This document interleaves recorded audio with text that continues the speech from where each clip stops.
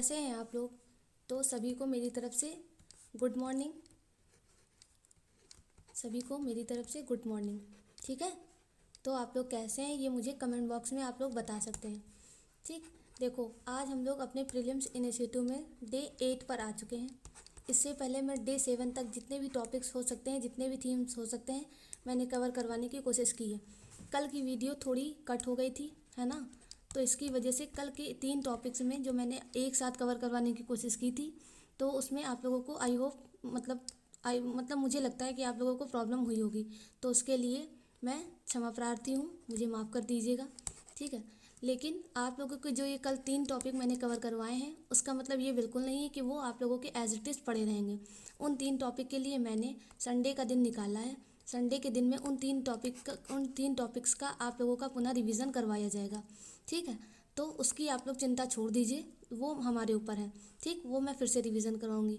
साथ ही साथ एक बात आप लोगों को हम और भी बता देना चाहते हैं कि PYQ जो मैं चैप्टर वाइज हर एक वीडियो में लेकर आती थी, ठीक है, उसका मैंने एक अलग दिन निकाला है, वो भी संडे। ठीक है, तो साथ ही आप लोगों के वीकली में जितने भी थीम्स को कवर करवाऊंगी, मतलब 7 थीम्स हो जाएंगे। ठीक है, उन सब का संडे को ही मैं क्या करवा दूंगी, PYQ सॉल्व करवा दूंगी, जिसमें आप लोगों का वीकली रिवीजन होता रहेगा। ऐसे में आज पढ़ाती हूँ, कल उसका थीम से कल उसी थीम से रिवीजन होते हैं। तो वो बेनिफिशियल तो है, पर इतना बेनिफिशियल नहीं, क्योंकि वो आप लोगों की लॉन्ग टर्म मेमोरी में नहीं जा पाता है। आई होप आप लोगों को शायद मेरी बात समझ में आ रही है, और मतलब मुझे लगता है कि वो संडे तक एक बार रिवीजन होना फिर से ज़रूरी है। इतनी जल्दी तो आप लोगों को चीज़ें याद रहेंगी कि कल पढ़ाया तो आज आप लोगों को फिर से वो याद रहेगा, लेकिन संडे तक उसको याद रख पाना, कहीं ना कुछ चीज़ें आप लोगों की मेमोरी से जाएंगी। तो संडे में आप लोगों का एक बार अगर फिर से रिवीजन हो जाएगा तो वो चीज़ें आसानी से आप लोगों के दिमाग में बैठी रहेंगी। इसीलिए मैंने संडे का दिन PYQ को सॉल्व करवाने के लिए निकाला है। तो ये आई होप मुझे उम्मीद है कि आप लोगों को ये प्लान सही लगेगा। इसके लिए मैं कंफर्म तभी होंगी जब आप मुझे कमेंट बॉक्स में बताएंगे कि ये सही है या गलत है, मतलब ये सही है आप लोगों की सुविधा के अनुसार है या सुविधा के अनुसार नहीं है। अगर आप लोगों को ये सही लगेगा तो मैं संडे में ही करवाऊँगी। ठीक है, इसीलिए मैं आज नहीं लेकर आई हूँ। और अगर आप लोगों को नहीं सही लगेगा तो मैं जो आज नहीं लेकर आई हूँ कल लेकर चली आऊँगी। तो ये आप लोग कमेंट बॉक्स में ये हमको ज़रूर बताएंगे, क्योंकि ये आप लोग बताएंगे नहीं तो मैं जान नहीं पाऊँगी। ठीक, इतनी इतनी बात आप लोगों को बताना अनिवार्य है। दूसरी बात ये है कि हम लोगों की जर्नी बड़ी है, हम लोगों ने बड़ा काम लिया है। ठीक है, प्रीलिम्स 2026 को लेकर। ठीक है, तो आप लोगों का सपोर्ट तो इसमें अनिवार्य है। ये वीडियो जहाँ तक हो सके वहाँ तक शेयर करिए। ठीक, ज़्यादा से ज़्यादा लोग सब्सक्राइब करिए, जिसमें टाइम से इस वीडियो को में आप लोगों के पास नोटिफिकेशन की बेल बज जाए। ठीक है, और नोटिफिकेशन आ जाए तो आप लोग जुड़ें और इस इनिशिएटिव को हमारे सपोर्ट दें, क्योंकि सपोर्ट्स के बिना ये काम नहीं हो पाएगा। ठीक है, तो हमारी मेहनत तभी सफल होगी जब आप लोगों का सपोर्ट्स भी इसमें शामिल होगा। तो इतनी बात ध्यान रखिए। अब हम लोग आज अपने सुप्रीम कोर्ट टॉपिक को थीम 8 में कवर करेंगे। ठीक है, थीम 8 में सुप्रीम कोर्ट को कवर करेंगे, और टाइम मिला तो मैं प्लस हाई कोर्ट को भी आज ही कवर कर दूंगी। तो ये दोनों टॉपिक्स आप लोगों के कवर हो जाएंगे। इतने में आप आई होप आप लोगों को कोई दिक्कत नहीं हुई होगी। इतनी बात करना इसलिए अनिवार्य था क्योंकि मुझे भी आप लोगों के बारे में कुछ जानना है, आप लोगों की पढ़ाई से रिलेटेड जानना है। ठीक है, और आप लोगों को भी हमारी बात जानने का मौका मिलेगा, और उस जानने के मौके से आप लोग हमारा मदद कर पाएंगे और हम आप लोगों की मदद कर पाएंगे। ठीक है, तो 2 बातों को जो मैंने कमेंट बॉक्स में मांगी है वो आप लोग को देना अनिवार्य है। एक PYQ के बारे में बताना है, ठीक है, और दूसरा ये बताना है कि संडे में रिवीजन का इनिशिएटिव सही होगा या गलत होगा। ठीक, आप लोगों के लिए सुविधाजनक होगा या नहीं होगा। ठीक, तो इतना आप लोगों को बताना है। PYQ हम जो रोज़ नहीं लेके आए हैं, ठीक है, इसका मतलब ये बिल्कुल नहीं है कि आप लोगों के PYQ नहीं पूछे जाएंगे तो मैं क्वेश्चन भी नहीं पूछूंगी। मेरे क्वेश्चन डेली के डेली हर एक चैप्टर से, हर एक टॉपिक से पुटअप किए जाएंगे, और वो क्वेश्चन उसी पर डिपेंड होते हैं जो PYQ में स्टेटमेंट आते हैं। ठीक है, क्योंकि मैंने PYQ सॉल्व किए हैं तो मुझे एनालिसिस उसकी पता है। तो आप लोग प्लीज़ उन बातों को गौर किया करिए, और उन PYQ यानी कि उन क्वेश्चंस को ज़रूर अटेम्प्ट किया करिए कमेंट बॉक्स में जो मेरे द्वारा पूछे जाते हैं। ठीक, तो आज से आप लोग इस बात की कोशिश करेंगे और इस बात को ध्यान भी रखेंगे। ठीक है, तो अब हम लोग अपने दिन की शुरुआत करते हैं। आज के लिए बस इतना समझाना ज़रूरी था। तो अब हम लोग अपने आज डे 8 सुप्रीम कोर्ट की शुरुआत करते हैं। तो चलो आप सब लोग मेरे साथ A4 साइज़ का पेन और पेपर लेकर बैठ जाओ, ठीक। तो चलो शुरू करते हैं। देखो, भारत के संविधान का संरक्षक कौन है? उच्चतम न्यायालय है। उच्चतम न्यायालय बोले तो सुप्रीम कोर्ट, ठीक है। और उच्च न्यायालय बोले तो हाई कोर्ट। तो इतनी बात आप लोगों को पता होगी ही, ठीक है। अब देखो, शीर्ष संस्था इसको बोला जाता है क्योंकि एकीकृत न्यायिक प्रणाली है भारत में। अगर भारत में सुप्रीम कोर्ट में आप लोगों को न्याय नहीं मिला, मतलब किसी भी व्यक्ति को न्याय नहीं मिलता है, तो वो अन्यथा फिर उसके बाद कहीं पर नहीं जा सकता है। एक नीचे स्तर पर अधीनस्थ न्यायालय है, उसके ऊपर, ठीक है, जिला न्यायालय है, फिर उसके ऊपर हाई कोर्ट है, राज्य की न्यायालय, फिर सबसे ऊपर सुप्रीम कोर्ट है। क्योंकि इसके बाद व्यक्ति कहीं पर भी न्याय नहीं मांग सकता भारत की भूमि के अंदर, ठीक है। तो ये भारत में एकीकृत न्यायिक प्रणाली है जो कि शीर्ष संस्था है। ये आप लोगों की आई होप ये बात समझ में आ गई है। उसके बाद संवैधानिक आधार क्या है, क्योंकि ये भाग 5 में ही कवर की गई है, तो इसका संवैधानिक आधार भाग 5 है। और अनुच्छेद भाग 5 में 124 से 147 तक सुप्रीम कोर्ट की बात करता है। इतनी बात समझ में आ गई, ठीक। 124 से 147 तक। उसके बाद वहीं हम लोग साथ में क्या देख लेंगे, हाई कोर्ट के बारे में देख लेंगे। तो हाई कोर्ट, अगर हम लोग हाई कोर्ट के आर्टिकल्स की बात करें या भाग की बात करें, तो हाई कोर्ट को भाग 6 में कवर किया गया है ना। और आर्टिकल ये 200, बताओ कितना, 214 से और 226 तक कवर किया गया है, ठीक है। तो इतनी बात आप लोगों को अब ये हाई कोर्ट और सुप्रीम कोर्ट की दोनों एक साथ तुलना के आधार पर याद रहेगी, ठीक। अब हम लोग क्या देखेंगे, ध्येय का मतलब मकसद क्या है कि संविधान के प्रति सच्ची श्रद्धा और निष्ठा निभाना सुप्रीम कोर्ट का कर्तव्य है, ठीक। तो ये बात अब हम लोगों को याद रहेगी, देखो, ठीक है। तो अब ऐतिहासिक पृष्ठभूमि और स्थापना की अगर हम लोग बात करें, तो देखो, सुप्रीम कोर्ट की स्थापना 1935 में भारत शासन अधिनियम के तहत की गई थी। तो इतनी बात हम लोग याद रख सकते हैं, ठीक है, क्योंकि ये याद रखना अनिवार्य है। भारत शासन अधिनियम और 1935 से हम लोग याद रखेंगे। उसके बाद स्थापना इसकी किसकी जगह पर की गई थी? इसकी 28 जनवरी 1950 में इसकी स्थापना प्रीवी काउंसिल का स्थान इसने ग्रहण किया था, जो कि प्रीवी काउंसिल किसकी थी? जो कि ब्रिटेन की थी, ठीक। तो हम लोग इतना याद रखेंगे। उसके बाद स्थान इसका यानी कि दिल्ली निर्धारित किया गया था, जो कि CGI या अन्य भी निर्धारित कर सकते हैं, कहीं और भी ले जा सकते हैं, लेकिन उसके लिए एक प्रोसेस होती है, वो करनी अनिवार्य होती है। तो अभी के लिए हम लोग सिर्फ इतना ही जानेंगे। उसके बाद मुख्य नोट में क्या बोलता है कि नोट भारत शासन अधिनियम 1935 के तहत स्थापित संघीय न्यायालय को भारत के उच्च न्यायालय ने प्रतिस्थापित किया था। तो ये बात हम लोग याद रखेंगे। उसके बाद अब देखो, भारत में एकल न्यायालय व्यवस्था की स्थापना है, जबकि अमेरिका में हम लोग साथ में देखेंगे, अमेरिका में द्वैध न्यायालय व्यवस्था की स्थापना की गई है, ठीक है। वहाँ पर 2 न्यायालयों की प्रोसेस होती है, ठीक है। तो उससे हम लोगों को सिर्फ एक बार रिमेंबर रखने की ज़रूरत है, इतना हम लोगों के लिए ये इंपॉर्टेंट नहीं है। भारत में एकल न्यायालय व्यवस्था की स्थापना है, ये हम लोग जानते हैं, ठीक है। उसके बाद हम लोग आगे बढ़ते हैं। अब संरचना और न्यायाधीशों की हम लोग संख्या देखेंगे। देखो, टोटल आदर्श न्यायाधीश कितने होते हैं? ये हम लोग 33 होते हैं, ठीक है। और प्लस एक CGI होता है। CGI बोले तो मुख्य न्यायाधीश, ठीक है। तो उसके लिए चीफ जस्टिस ऑफ इंडिया है ना, चीफ जस्टिस ऑफ इंडिया, तो ये CGI होते हैं। टोटल मिलकर वर्तमान में कितने हो जाते हैं? टोटल मिलकर वर्तमान में 34 हो जाते हैं, ठीक है। तो इसकी निर्धारण शक्ति किसके पास होती है? ये संसद, ठीक। इसकी निर्धारण शक्ति संसद करती है। नियुक्ति कौन करता है? नियुक्ति CGI की राष्ट्रपति करता है, और बाकी CGI की परामर्श पर राष्ट्रपति उन सब की भी नियुक्ति करता है, ठीक है। उसके बाद CGI की नियुक्ति वरिष्ठता के आधार पर, अन्य न्यायाधीशों की नियुक्ति कोलेजियम की सलाह पर होती है। पहली CGI की नियुक्ति तो राष्ट्रपति वरिष्ठतम के आधार पर कर देता है, लेकिन अन्य न्यायाधीशों की नियुक्ति के लिए कोलेजियम के आधार पर होती है। अब कोलेजियम के आधार पर होती है, ठीक है। जैसे कि कोलेजियम कैसी प्रणाली है जिसमें एक CGI होते हैं, ठीक है। और प्लस सुप्रीम कोर्ट की 4 अदर मेंबर होते हैं जो कि वरिष्ठ होते हैं, लेकिन CGI से वरिष्ठ नहीं होते हैं। तो ये इतने मिलकर कोलेजियम प्रणाली को संपादित करते हैं, और उसमें अदर जज की नियुक्ति की जाती है। बाद में उन अदर जज को एकदम सर्टिफिकेट, मतलब पूरा क्लैरिफिकेशन राष्ट्रपति के द्वारा मिलकर, ठीक है, प्रोसेस कंटिन्यू कर दी जाती है। तो इतना हम लोग याद रखेंगे। उसके बाद अब कॉलेजियम प्रणाली के विकास के बारे में एक बार हम लोग पढ़ लेते हैं। देखो, प्रथम न्यायाधीश मामला 1982 में हुआ था, जिसमें कहा गया था कि परामर्श या सहमति न होने पर केवल विचारों का ही आदान प्रदान किया जाएगा। ठीक है। फिर द्वितीय न्यायाधीश मामला 1993 में हुआ था, जिसमें कहा गया था कि परामर्श और सहमति में CGI होंगे और +2 वरिष्ठतम न्यायाधीश होंगे, यानी कि +2 वरिष्ठतम न्यायाधीश होंगे। इतने में ही जो है कॉलेजियम प्रणाली को संपादित करवाया जाएगा, इतने में ही परामर्श और सहमति होने पर बात मानी जाएगी। फिर तृतीय न्यायाधीश मामला आया 1998 में। ठीक है। और इसमें क्या बोला गया कि कॉलेजियम का विस्तार किया जाएगा और कॉलेजियम के विस्तार में 1 CGI और 4 वरिष्ठतम न्यायाधीश होंगे, जो कि वर्तमान समय की कंडीशन है। तो ये हम लोग जानते ही हैं।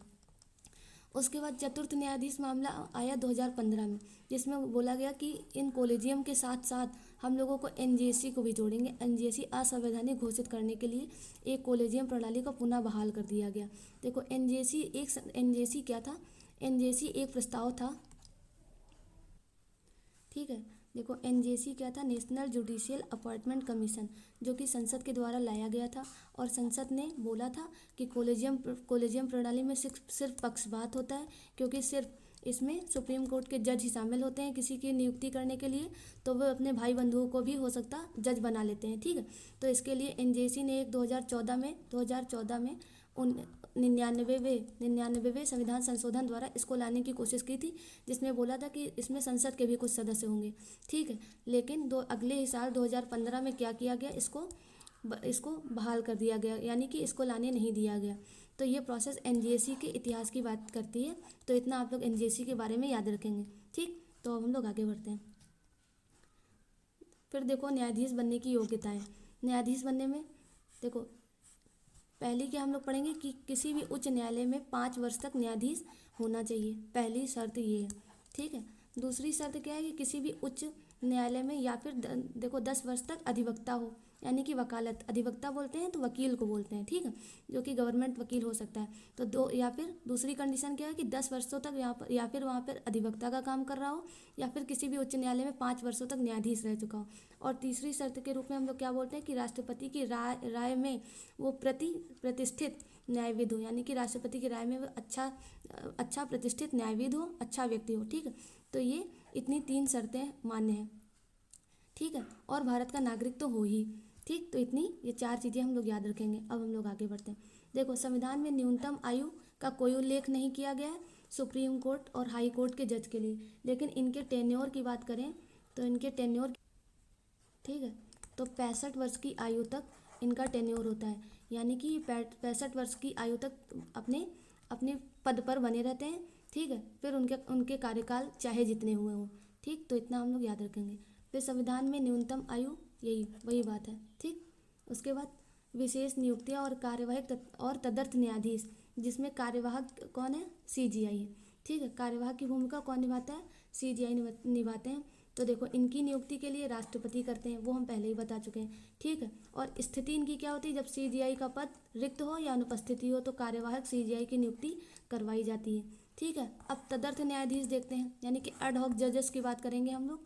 तो एड हॉक जजेस की नियुक्ति CGI द्वारा, जो कि हम पहले ही बता चुके हैं कि CGI द्वारा राष्ट्रपति की सहमति से किया जाता है। ठीक है। तो ये बात याद रखो, इम्पॉर्टेंट है। ठीक है। एड हॉक जज को लेकर लगभग 2014 में क्वेश्चन आया है। ठीक है। मैं जब लेकर आऊँगी तो आप लोगों को दिखाऊंगी। 2020 में क्वेश्चन आया है। ठीक है। और 2-3 सालों में और आया, तो उसको मुझे एज इट इज़ ईयर नहीं याद है, पर क्वेश्चन आए हैं, इतनी बात याद रखना। तो एड हॉक जज एक अलग से एक इम्पॉर्टेंट अपने आप में बन जाता है। तो उसकी नियुक्ति के लिए, क्योंकि यही 3 सेगमेंट हैं। ठीक। यही 3 सेगमेंट हैं जिसमें UPSC फंसाने का प्रयास करता है। तो इतनी बात याद रखो। तो एड हॉक जज की नियुक्ति कौन करता है? CGI द्वारा राष्ट्रपति की सहमति पर किया जाता है। ठीक है। उसके बाद स्थिति, यानी कि कोरम पूरा ना होने पर।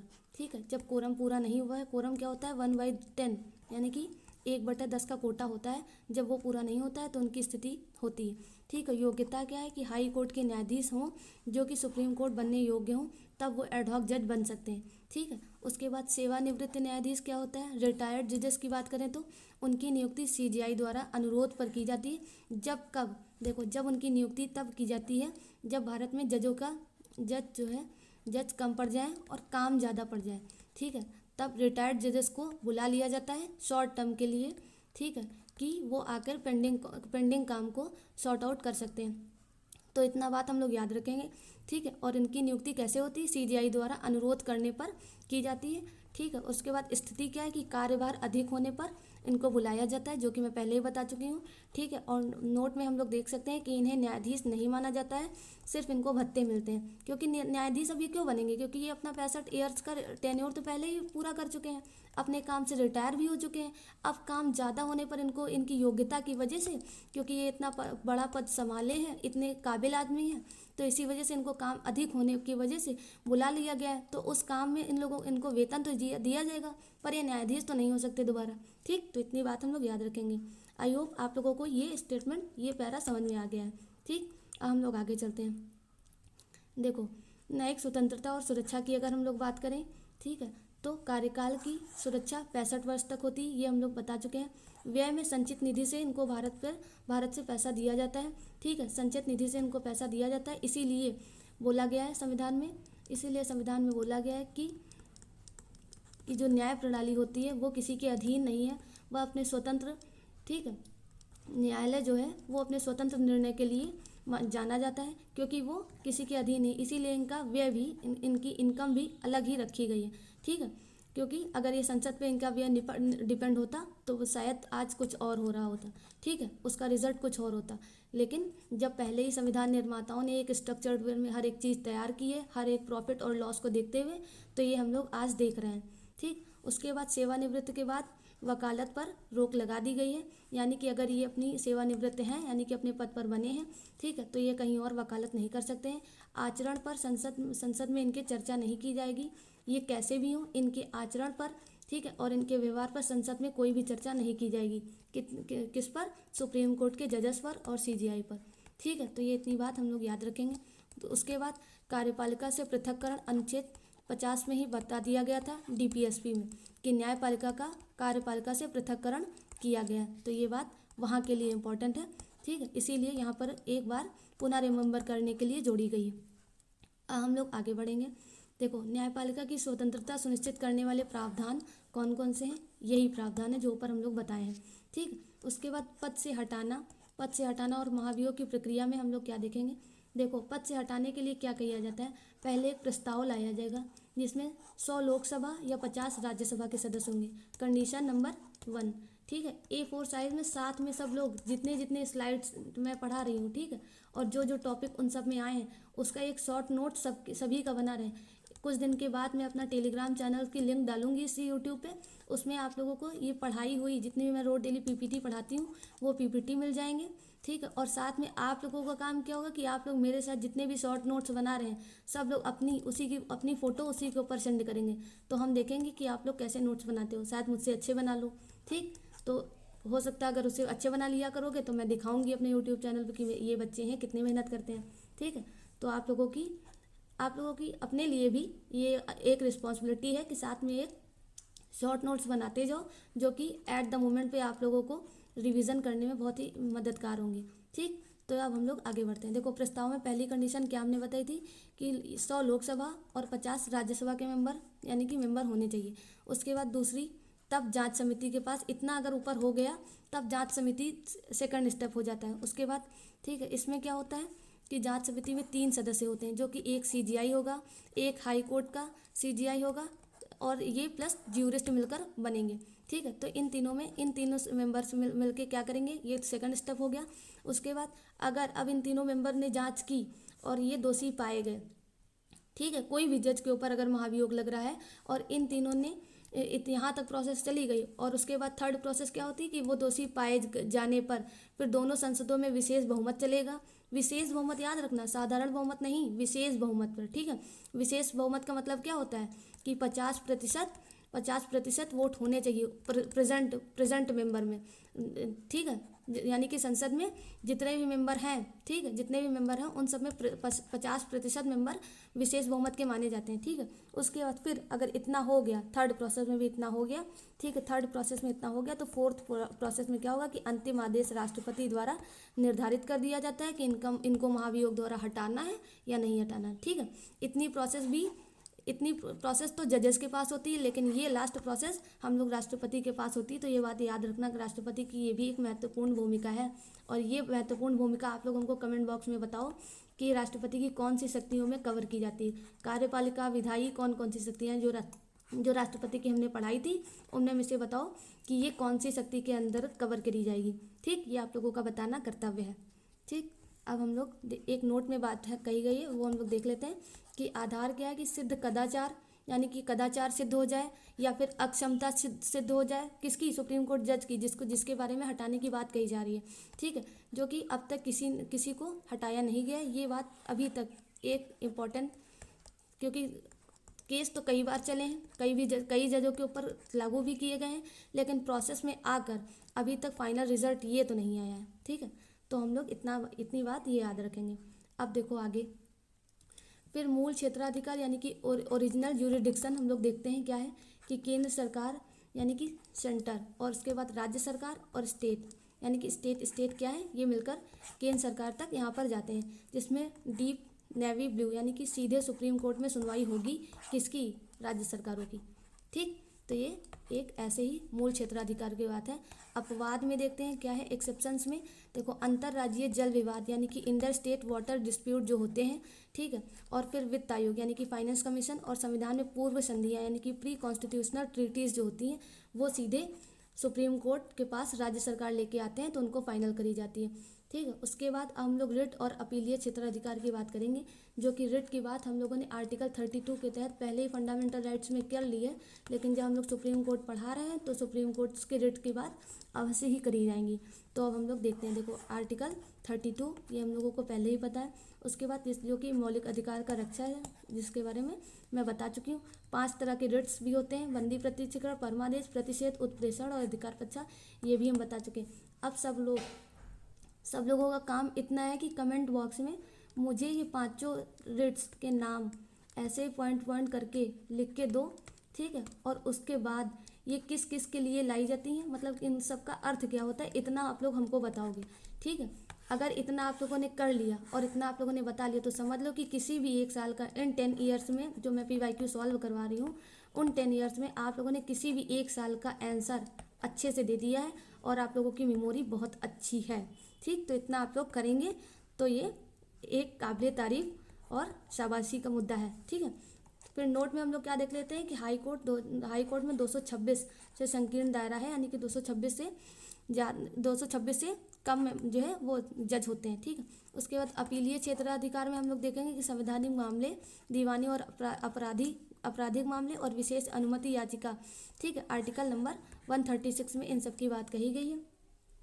फिर अब हम लोग आगे बढ़ेंगे, देखो सलाहकारी शक्ति और अभिलेख न्यायालय की बात करें अगर हम लोग, तो जिसमें दो तरह के एक सलाहकारी क्षेत्राधिकार के लिए आर्टिकल 143 के तहत कवर किया जाता है, जो कि मैंने राष्ट्रपति जब पढ़ाया था तो आप लोगों को बताया था कि राष्ट्रपति और सुप्रीम कोर्ट के बीच एक आर्टिकल 143 के तहत एक सलाहकारी शक्ति का प्रावधान किया गया है कि सुप्रीम कोर्ट और राष्ट्रपति, ठीक है, जब इनको कभी भी कोई भी प्रॉब्लम होगी तो ये आपस में सलाह का काम कर सकते हैं, लेकिन बाध्यकारी ना इनके ऊपर है और ना ही इनके ऊपर है कि ये इनकी सलाह माने जो इन्होंने सलाह दी है, ठीक है। तो ये एक क्षेत्राधिकार आ जाता है आर्टिकल नंबर 143 के तहत। तो ये बात याद रखेंगे, जो कि नीचे लिखा है कि राष्ट्रपति विधि यानी कि तथ्य के प्रश्न पर सलाह मांग सकते हैं, लेकिन सलाह बाध्यकारी नहीं है। तो ये हम लोग याद रखेंगे, ठीक। उसके बाद दूसरा अभिलेख न्यायालय यानी कि कोर्ट ऑफ रिकॉर्ड की बात करें अगर, तो निर्णय साक्ष्य के रूप में सुरक्षित होने चाहिए, ठीक, जो कि कोर्ट ऑफ रिकॉर्ड की भूमिका को अदा करेगा। और दूसरा क्या माना जाएगा कि अवमानना यानी कि कंटेम्प्ट पर दंड की शक्ति होगी, और सिविल और आपराधिक अवमानना ये मानी जाएगी। तो ये इतना हम लोग याद रखेंगे, दो कौन से सलाहकारी शक्ति और अभिलेख न्यायालय के बारे में, ठीक। अब हम लोग आगे बढ़ते हैं, देखो तुलना में अगर हम लोग देखा जाए भारत और अमेरिका, मैं पहले ही बता चुकी हूँ लेकिन अब एक बार देख लेते हैं अगर आया ही है। देखो न्यायिक प्रणाली क्या है, भारत में एकीकृत है, मैं शुरुआत में बता चुकी हूँ। अमेरिका में क्या है, दोहरी है, ठीक है। सलाहकारी शक्ति क्या है, सलाहकारी शक्ति भारत में उपलब्ध है 143 के तहत, जो कि मैं ऊपर ही स्लाइड में अभी पढ़ा कर आई हूँ। लेकिन अमेरिका में ये प्रोसेस नहीं करवाई जा सकती। अगर पीवाईक्यू में पूछा जाए तो आप लोग इसको रिमेंबर करेंगे, आप लोग इसको ध्यान रखेंगे, ठीक है। तो जितने मन करे उतने स्टार लगा लीजिए। उसके बाद न्यायिक समीक्षा यानी कि जुडिशियल रिव्यू की बात करें अगर, तो विधि द्वारा स्थापित प्रक्रिया भारत में सीमित है, लेकिन यहाँ पर अमेरिका में क्या है कि विधि की सम्यक प्रक्रिया यहाँ पे व्यापक है। यानी कि यहाँ पर जुडिशियल रिव्यू की अगर बात करें तो यहाँ पर ज़्यादा प्रोसेस हैं जो कि करवाई जाती हैं, ठीक। अब हम लोग इतना याद रखेंगे। उसके बाद नेक्स्ट स्लाइड पर अगर हम लोग आएंगे तो निष्कर्ष के तौर पर देखेंगे संविधान की अंतिम व्याख्याकार सुप्रीम कोर्ट होती है, ठीक है। फिर उच्च न्यायालय केवल विवादों का निपटारा नहीं करता बल्कि विधि के शासन यानी कि रूल ऑफ लॉ और नागरिकों के अधिकार की रक्षा भी करता है। तो ये हम लोग सुप्रीम कोर्ट की पहले से ही भूमिका जानते हैं, ठीक है, जिसमें न्याय की रक्षा और लोकतंत्र की सुरक्षा का उत्तरदायित्व तो सुप्रीम कोर्ट के ऊपर है, ठीक है। अब ऐसा कोई पॉइंट नहीं है जो हमने सुप्रीम कोर्ट में कवर नहीं किया है। आर्टिकल्स के बारे में अगर हम बात करें, अनुच्छेद के बारे में, तो अनुच्छेद में 124 से आर्टिकल 124 से 135 तक सुप्रीम कोर्ट की बात है, ये हम लोग जानते हैं। लेकिन देख लो एक बार 124 में क्या बोला गया है कि 124 में स्थापना और गठन की बात कहेगी सुप्रीम कोर्ट की, ठीक है। फिर 125 में क्या ठीक है 124 के ए में उसके बाद देखेंगे 124 का ए आता है जिसमें एनजेएसी की बात कही गई थी, ठीक है। जो कि अभी इस टाइम कोई भी इसकी प्रोसेस नहीं होती, तो इसको हम लोग भूल भी सकते हैं, लेकिन एक बार याद रखना क्योंकि ये विवादित मुद्दे बने रहते हैं। आजकल जब भी सुप्रीम कोर्ट के पक्षपात का एडिटोरियल न्यूज़पेपर में आता है एनजेएसी की बात जरूर आती है। तो आर्टिकल नंबर 124 का क्लॉज ए के तहत हम लोग इस बात को याद रखेंगे। फिर 124 का क्लॉज, एक मिनट, ठीक है। फिर 124 का क्लॉज बी क्या बोलता है, क्लॉज बी बोलता है कि आयोग का कार्य, ठीक है। फिर 124 का क्लॉज सी संसद कानून बनाने की शक्ति, ठीक है, संसद कानून बनाने की शक्ति, ठीक है। उसके बाद 125 में क्या बोलते हैं, 125 में न्यायाधीशों के वेतन की बात कही गई है, वेतन है, ठीक। फिर 126 में कार्यकारी सीजीआई, ठीक है, कार्यकारी सीजीआई की बात कही गई है, कार्यकारी सीजीआई की बात कही गई है। फिर 127 की अगर हम लोग बात करें तो 127 में तदर्थ न्यायाधीशों की नियुक्ति एडहॉक की बात करी गई है, ठीक है। तो इसको हम लोग याद रखेंगे, ठीक, इसको याद रखो, ऐसे बॉक्स में इसको बंद कर लो। फिर 128 में इसकी बात करें तो सेवानिवृत्त न्यायाधीशों की बात कही गई है। 129 में अभिलेख, ठीक है, 129 में अभिलेख न्यायाधीशों की बात कही गई है। 130 में सुप्रीम कोर्ट का आसन, ठीक है, 130 में सुप्रीम कोर्ट के आसन की बात कही गई है। उसके बाद 131 का ए, ये याद रखो 131, ठीक है। 131 पहले देख लो, 131 जो है पहले ए हटाओ, देखो 131 में मूल क्षेत्राधिकार की बात कही गई है। फिर 132 में, ठीक है, 132 में, हाँ अब हम लोग 131 का ए देखेंगे। पहले 131 का ए क्या है कि विशेष क्षेत्राधिकार जो कि नहीं होना चाहिए, ठीक है। उसके बाद 132, ठीक, 132 में अपीलीय अधिकारी। फिर 133 में सिविल मामलों की अपीलीय क्षेत्राधिकार। 134 सुप्रीम कोर्ट के आपराधिक मामलों का, ठीक है, जिसमें अपीलीय क्षेत्राधिकार उसकी बात कही गई है। फिर 134 की ए की बात हम लोग करेंगे, क्लॉज ए की बात करेंगे, तो उसमें सुप्रीम कोर्ट के अपीलीय क्षेत्राधिकारों में प्रमाण पत्र की बात कही गई है। उसके बाद 135 की अगर बात करेंगे तो संघीय न्यायालय का क्षेत्राधिकार की बात हम लोग करेंगे। इतनी बात हम लोग याद रखेंगे, ठीक। अब हम लोग सुप्रीम कोर्ट तो अब हम लोगों ने कवर कर लिया। अब आप लोग बताइए, अब हाई कोर्ट भी कवर करवा दे क्या फिर कल के लिए रखें? चलो देखते हैं एक बार, चलो कल के लिए रखती हूँ, ठीक है। हाई कोर्ट अब कल के लिए रखूँगी और उसके साथ एक और टॉपिक ले लेंगे, ठीक है।